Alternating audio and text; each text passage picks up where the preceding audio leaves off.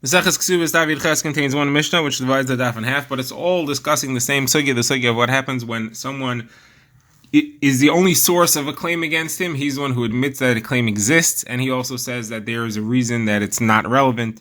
Since the only information we have against him is from him, we also have to believe what he says. That is the halacha which we are discussing. The Gemara first will discuss why we said that in one case and not in a different case. The Gemara will get into a totally side sugya of moed b'mixas, what happens when somebody agrees to half a claim. Then we'll get to our next Mishnah, which is when witnesses testify that their testimony was given, but they say that it was possible for whatever reason. What could we do in that case? All right, so let's begin the Gemara. The Gemara's been discussing a halacha that was said by Rabbi Shua. Rabbi Shua spoke about what somebody says, where somebody says, I bought a field. There's a field, I bought it, I don't have proof that I bought it, but I bought it. So if there was no claim against him, he's the only one who said that this field used to belong to Mr. X, and he says he goes over to someone, and he says, it used to belong to your father. So he goes over to Reuven, and he says, it used to belong to your father, Yaakov. So then the only way we have any indication that it ever belonged to Yaakov is because he said so, so then we're going to believe him that he bought it. If, however, there is independent proof, there's witnesses who can testify that this field used to belong to Yaakov, then he needs to prove that he bought it. He cannot just claim that he bought it without a proof. Says the Gemara, we're in the middle of discussing why did Rishua say this halacha in this case where somebody bought a field from somebody else's father. Why don't we talk about a simpler case? So the Gemara has gone through a few options. The Gemara now says, why don't we discuss the simpler case of where somebody borrowed money? Why don't you have that the person that we are discussing went over to Reuven and he said, I borrowed money from you, but I paid it back. So you have the same thing. The only establishment that the loan ever existed is because he said so. So you also have to believe that it was repaid. If, however, there would be witnesses, so then you would have an independent verification that the loan existed, and you would not believe the guy that he paid it back. You would have to prove it.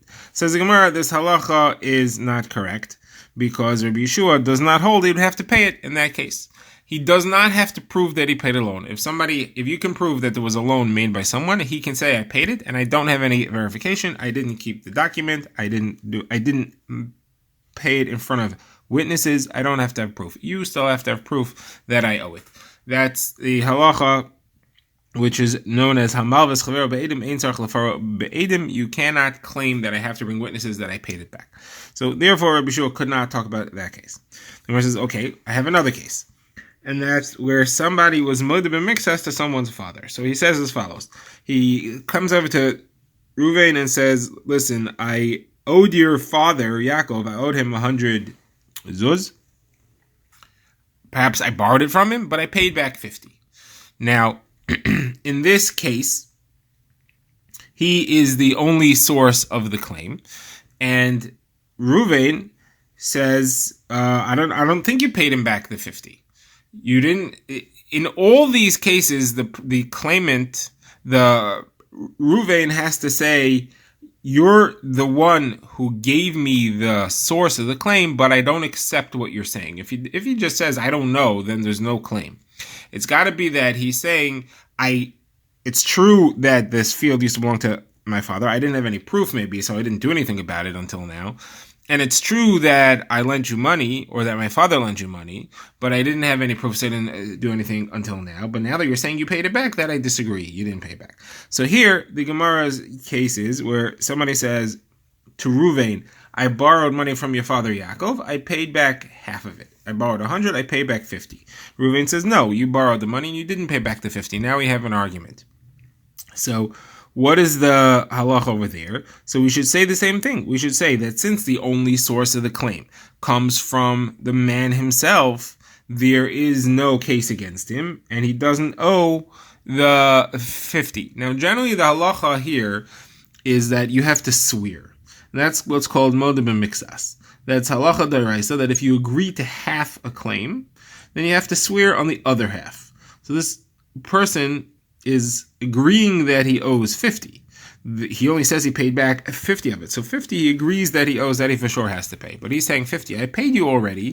So the halacha usually is that he has to swear. Says Rabbi Yeshua, since the entire establishment of the loan is based on his agreement, and therefore in this case he should not have to pay. Now Rabbi Yeshua never said this, but the Gemara is asking, why did Rabbi Shua not say that? That would be a great way to talk about this case, where since the only claim is based on what the person says, we believe in that he gave the 50 and he shouldn't have to swear on it.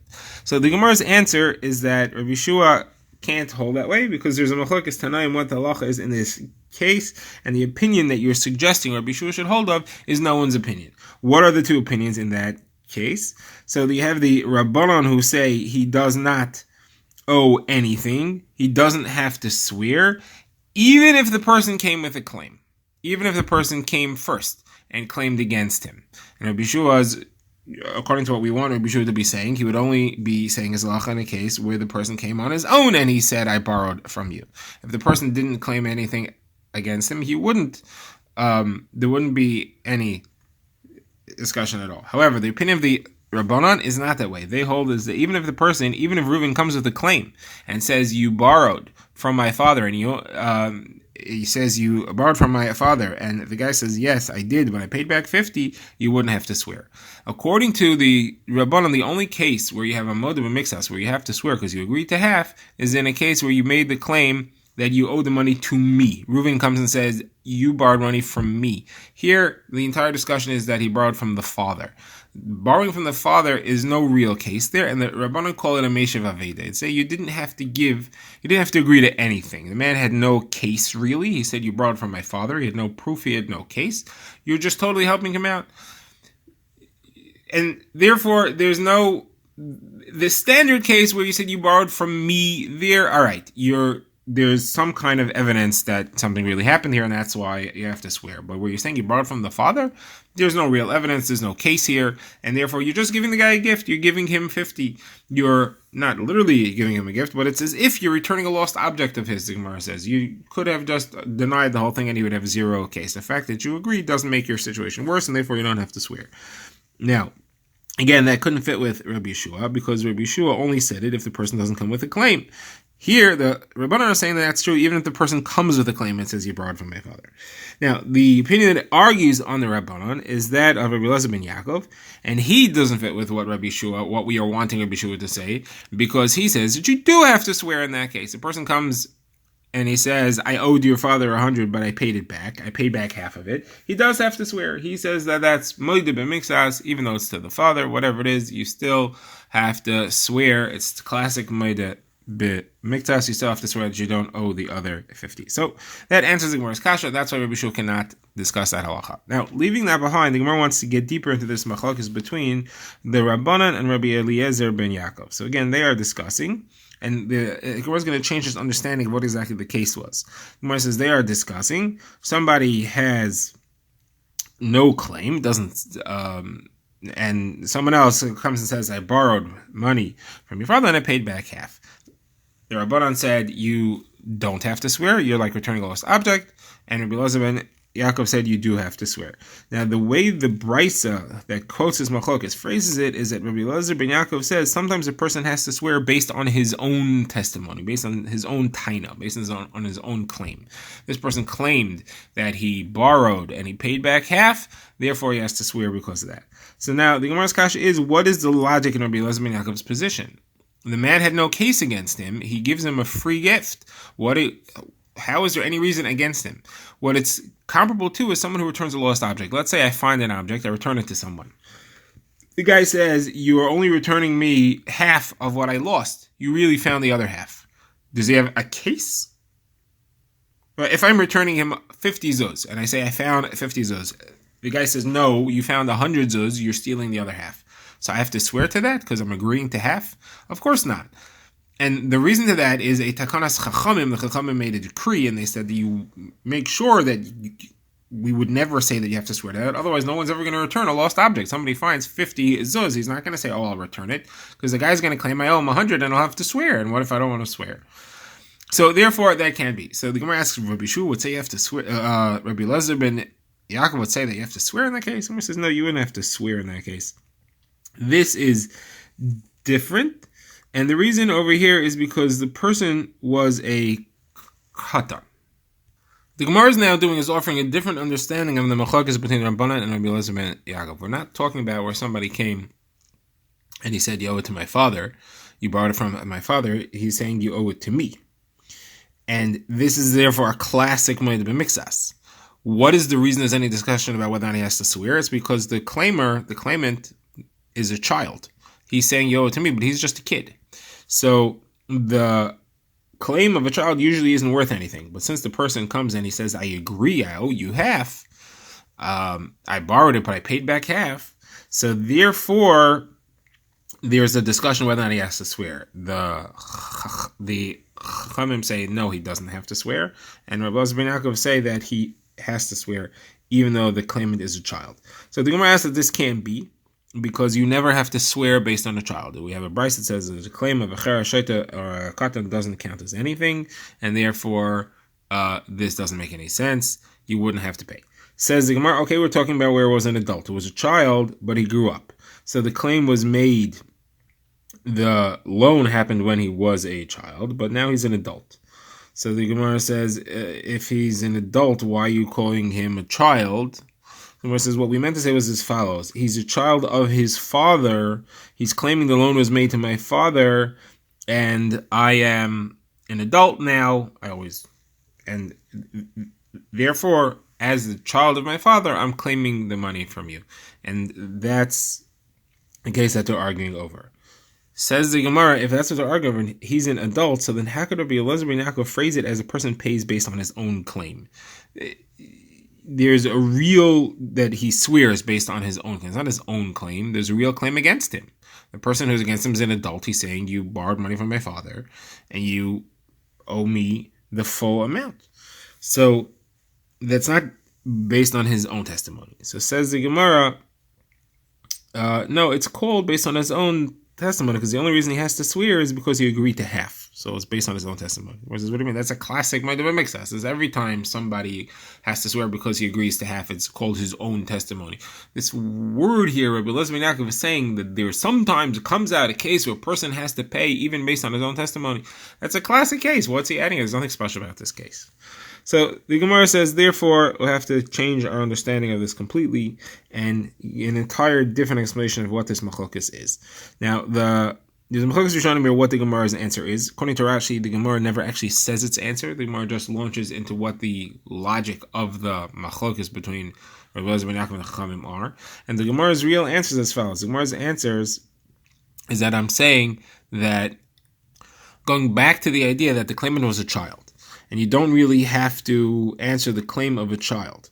But it's not true to say that there's exeris akasav that a child's claim is nothing. A child's claim is nothing only when the claim is that you lent money to a child, or you owe money to a child. Here the claim is that you lent money to his father, and that was a loan to an adult. The person who's talking about it is the person's child, who's a katan. But there you still have the halacha that it counts as a valid claim. Because the loan was made to an adult, it is a valid claim, even though the person who's actually coming to claim it is a child. Therefore, it is considered to be a valid claim, and you do have to respond with a shvuah. Now, what then is the machlokes between them? What is the argument? So the Gemara says the argument is over something which Rabbah said, and that is, what is the reason that the Torah makes a moed b'mixas swear, and does it apply in this case or not? Rabbah says that the reason is that when somebody admits to half a loan, we're suspicious that the entire loan exists. And the reason he's admitting, he really owes the full amount, and the reason he's admitting to half is because he can't bear to lie to the person who lent him money and say, you're lying, I didn't borrow anything from you. Therefore, his conscience forces him to admit to half. He plans on paying everything back, perhaps. He's just waiting till he gets the money. But there's an indication here that he really wants to admit to the entire thing. He can't bear to. Now, does that apply to our case or not? So according to the Rabbanon, it doesn't apply to our case, because the person isn't denying the claim to the person who lent money to him. He's denying the claim to the child. And the child, he has no problem lying to. So what's he admitting for? He's not admitting, the fact that he's admitting doesn't seem to show that there's a leg to stand on here. It just is that the guy's giving him a free gift. He's admitting to something. He's returning a lost object. So therefore, you don't have to swear because of that case. Rabbi Elazar ben Yaakov says no. A person wouldn't lie to the person he borrowed from. He also wouldn't lie to his son. So therefore, here the same logic applies. He's afraid to lie. He's embarrassed to lie, and that's why he's not denying the entire claim. And therefore, we make him swear to the whole claim. All right, this concludes the Gemara's discussion of this Mishnah. Now we get to our next Mishnah. Next Mishnah discusses what happens when somebody brings a shtar. He brings a document that says that someone owes him money or something along those lines. But our focus now is on the witnesses. There are two witnesses signed on the document. And the rule is we have to establish that these are real signatures and not forged. So here, the witnesses themselves come to court and they say, yes, it's our signature, but the signature is invalid because we were either forced to sign, or we were children at the time we signed, or we were psulei edus, we were some other way that we were not valid witnesses here. We were related to the people involved or something along those lines. So are they believed or not? So says the Gemara, it depends. If you have no other source to verify their signatures, all right, they're the ones who are saying that their signatures are really theirs. They're also saying in the same breath that it doesn't count, so we believe them. If, on the other hand, it's independently verifiable, they are not believed to revoke the written testimony of their signature. Now we begin the Gemara. The Gemara will discuss why do we not allow them to revoke what they signed on. So the Gemara is going to discuss two potential problems with them trying to say that this isn't real. Problem number one, the Gemara says, is that they cannot testify that they lied. By testifying that they signed falsely, they are saying that they lied. A person is not believed to say testimony against himself. You're considered your own relative. You cannot say testimony against yourself. If that's the case, so then in the case where they said that we were forced, so what do they mean we were forced? If they meant we were bribed, they're not believed. And that's what the Mishnah means when it says that they aren't believed to say that they were bribed if their testimony comes from somewhere else. If we can establish the signatures from some other source. If, however, we have no other source for the signatures, then we have to believe them. The reason is because this is all one testimony all at once. Now, even if their signatures are independently verifiable and they say we were forced because the guy was going to kill us, then there's nothing wrong. They're not saying that they did anything wrong, and therefore they're believed to say that, and therefore their testimony is acceptable to revoke their signatures even in the case where it is independently verifiable. Says Gemara, this is all talking about that the concern is that they cannot testify against themselves to say that they are wicked. However, that's not the only concern here. There is a whole other issue, and that's a rule of Kivin Sheged, Shuvin, Chazer, Magid. A witness is not allowed to retract his testimony. In all these cases, he's retracting his testimony.